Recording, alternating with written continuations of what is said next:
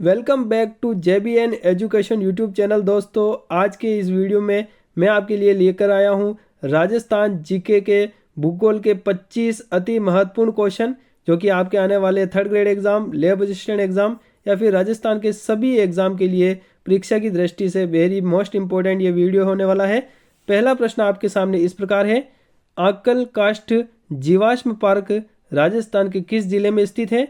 यानी कि जो आकलवुड जीवाश्म पार्क है वह राजस्थान के आपके जैसलमेर जिले में स्थित है। तो इस सवाल का सही जवाब हो जाएगा आपका डी ऑप्शन। चलिए इसी प्रकार देखते हैं अगला सवाल। दूसरा क्वेश्चन आपकी स्क्रीन पर आ चुका है। नेक्स्ट क्वेश्चन है, उत्तरी पश्चिमी मरुस्थलीय प्रदेश का कितना प्रतिशत भाग बालुका स्तूप मुक्त प्रदेश है? तो जो उत्तरी पश्चिमी मरुस्थलीय प्रदेश का आपके 41.5% भाग आपका जो है बालुका स्तूप मुक्त प्रदेश कहलाता है। तो इस सवाल का सही जवाब बी ऑप्शन हो जाएगा। अगला सवाल आपका है, बाप बोल्डर्स निम्नलिखित में से किस भूवैज्ञानिक युग से संबंधित माने जाते हैं?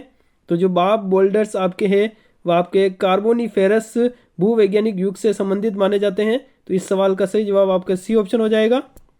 अगला सवाल आपका है, राजस्थान के किन क्षेत्रों में तारा बालू का स्तूप पाए जाते हैं? तो जो तारा बालू का स्तूप है आपके मोहनगढ़ क्षेत्र जैसलमेर और सूरतगढ़ क्षेत्र श्री गंगानगर में पाए जाते हैं। इस सवाल का सही जवाब हो जाएगा आपका ए ऑप्शन हो जाएगा। अगला सवाल आपका है, पश्चिमी राजस्थान में बरखान प्रकार के जो बालू का स्तूप है निम्नलिखित में से किन क्षेत्रों में पाए जाते हैं?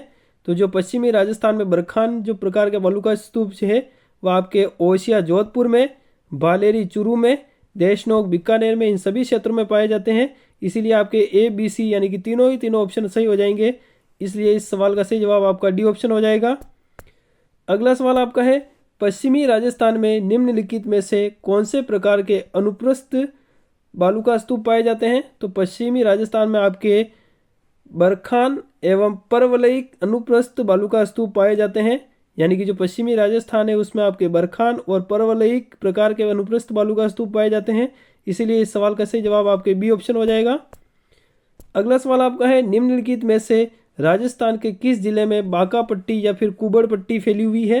तो राजस्थान के आपके नागौर जिले में बांका पट्टी अथवा कुबड़ पट्टी फैली हुई है। इसलिए इस सवाल का सही जवाब बी ऑप्शन हो जाएगा। अगला नेक्स्ट सवाल आपका है, पश्चिमी राजस्थान के थार मरुस्थल में स्थित वह प्रसिद्ध नलकूप जिसे इसकी विशाल जलधारणा क्षमता के कारण थार का गढ़ा कहा जाता है, निम्नलिखित में से उसका नाम क्या है? तो जो आपके पश्चिमी राजस्थान के थार मरुस्थल में स्थित जो ऐसा नलकूप जिसकी जल धारण क्षमता विशाल है उस थार के गढ़े को क्या कहा जाता है? चांदन नलकूप कहा जाता है। इसीलिए इस सवाल का सही जवाब ए ऑप्शन हो जाएगा। अगला सवाल आपका है, राजस्थान के मरुस्थलीय भूगोल के संदर्भ में लाठी सीरीज से क्या तात्पर्य है? तो राजस्थान का जो मरुस्थलीय भूगोल के संदर्भ में लाठी सीरीज का तात्पर्य आपके भूमिगत जल पट्टी से हो जाएगा। इसलिए इस सवाल का सही जवाब ए ऑप्शन हो जाएगा।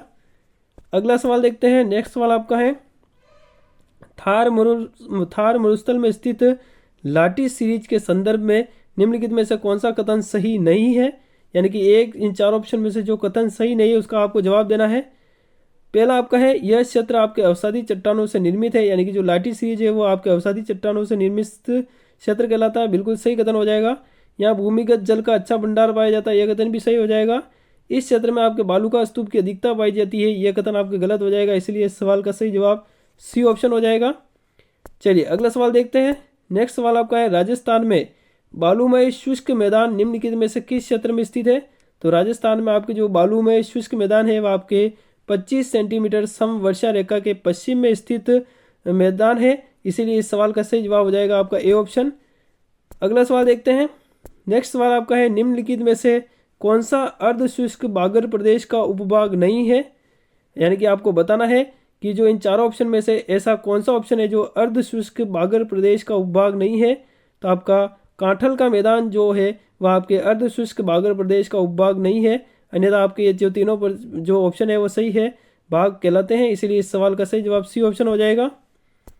क्वेश्चन नंबर अगला आपका है, गौड़वाड़ प्रदेश को निम्नलिखित में से किस नाम से जाना जाता है? तो जो गौड़वाड़ प्रदेश है आपका उसको लूनी जवाई बेसिन के नाम से भी जाना जाता है। इसीलिए इस सवाल का सही जवाब आपका ए ऑप्शन हो जाएगा। अगला सवाल आपका है, राजस्थान में अंतःस्थलीय प्रवाह के मैदान को निम्नलिखित में से किस नाम से भी जाना जाता है? तो राजस्थान में आपके जो अंतःस्थलीय प्रवाह है उसके मैदान को आपके शेखावटी प्रदेश के नाम से भी जाना जाता है, इसलिए इस सवाल का सही जवाब बी ऑप्शन हो जाएगा। अगला क्वेश्चन आपका है, निम्नलिखित में से कौन सा प्रदेश राजस्थान के अर्ध मरुस्थलीय भौतिक प्रदेश का भाग नहीं है? यानी कि आपको बताना है कि इन चारों ऑप्शन में से ऐसा कौन सा प्रदेश है जो राजस्थान के अर्ध मरुस्थलीय भौतिक प्रदेश का भाग नहीं है, तो वो आपका 56 का मैदान हो जाएगा, इसलिए इस सवाल का सही जवाब डी ऑप्शन हो जाएगा। अगला क्वेश्चन आपका है, निम्नलिखित में से कौन सा थार मरुस्थल का भाग नहीं है? तो आपको इन चारों ऑप्शन में से बताना है कि ऐसा कौन सा ऑप्शन है जो थार मरुस्थल का भाग नहीं है।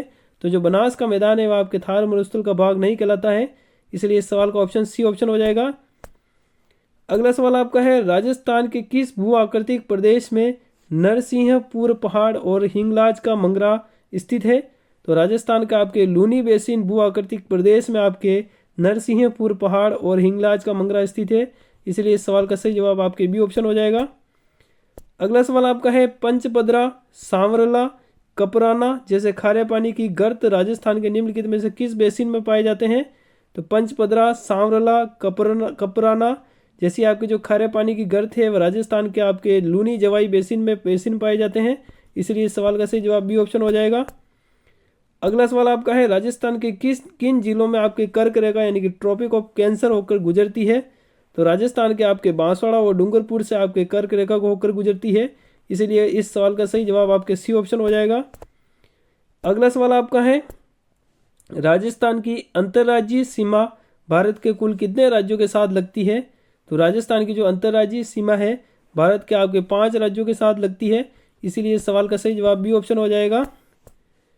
अगला सवाल आपका है, राजस्थान का कौन सा जिला मध्य प्रदेश और गुजरात दोनों राज्यों के साथ सीमा साझा करता है? तो राजस्थान का आपका ऐसा बांसवाड़ा जिला है जो मध्य प्रदेश और गुजरात दोनों राज्यों के साथ सीमा साझा करता है, इसलिए इस सवाल का सही जवाब बी ऑप्शन हो जाएगा। अगला क्वेश्चन आपका है, विश्व के संदर्भ में राजस्थान निम्नलिखित में से किस गोलार्ध में स्थित है? तो विश्व के संदर्भ में आपके राजस्थान जो है वह आपके उत्तरी पूर्वी गोलार्ध में स्थित है, इसीलिए 22वें सवाल का सही जवाब आपके ए ऑप्शन हो जाएगा। नेक्स्ट सवाल देखते हैं। अगला क्वेश्चन आपकी स्क्रीन पर है, राजस्थान की जो है पाकिस्तान के साथ अंतर्राष्ट्रीय सीमा की कुल लंबाई कितनी है? तो राजस्थान की जो पाकिस्तान के साथ अंतर्राष्ट्रीय सीमा की लंबाई है वह आपके 1070 किलोमीटर है, इसीलिए इस सवाल का सही जवाब डी ऑप्शन हो जाएगा। अगला क्वेश्चन आपका है, निम्नलिखित में से राजस्थान के किस जिले की अंतर्राष्ट्रीय सीमा सबसे छोटी है? तो जो राजस्थान के ऐसा कौन सा जिला है जिसकी अंतर्राष्ट्रीय सीमा सबसे छोटी है? तो बीकानेर जिला आपका जो हो जाएगा वो अंतर्राष्ट्रीय सीमा सबसे छोटी कहलाती है, इसलिए इस सवाल का सही जवाब बी ऑप्शन हो जाएगा। आज का राजस्थान जीके क्वेश्चन का अंतिम क्वेश्चन आपके सामने है, राजस्थान के पूर्व पश्चिम से और उत्तर दक्षिण विस्तार की लंबाई जो है उनके बीच का अंतर कितना किलोमीटर का है? तो राजस्थान के आपके पूर्व से पश्चिम से लगाकर और उत्तर से दक्षिण विस्तार की लंबाइयों के बीच अंतर आपके 43 किलोमीटर है, इसीलिए इस सवाल का सही जवाब आपके बी ऑप्शन हो जाएगा। तो दोस्तों ये थी आपकी आज महत्वपूर्ण राजस्थान जीके क्वेश्चन की क्लास, जो कि आपके 25 अति महत्वपूर्ण क्वेश्चन मैं आपके सामने लेकर आया हूँ भूगोल के। अगर आपको ये वीडियो पसंद आया हो तो वीडियो को लाइक कर दीजिए, सबके साथ अधिक से अधिक शेयर करें अपने सभी दोस्तों सभी ग्रुप्स के साथ। साथ ही JBN एजुकेशन यूट्यूब चैनल पर अगर पहली बार जुड़े हैं इस वीडियो के माध्यम से तो चैनल को सब्सक्राइब कर लीजिए, पास में बेल आइकन को प्रेस करें ताकि इस प्रकार के वीडियो आपको अपने मोबाइल पर मिलते रहें। साथ ही मैं मिलता हूँ आपको नेक्स्ट राजस्थान जीके क्वेश्चन की क्लास में, तब तक के लिए thanks for watching my video.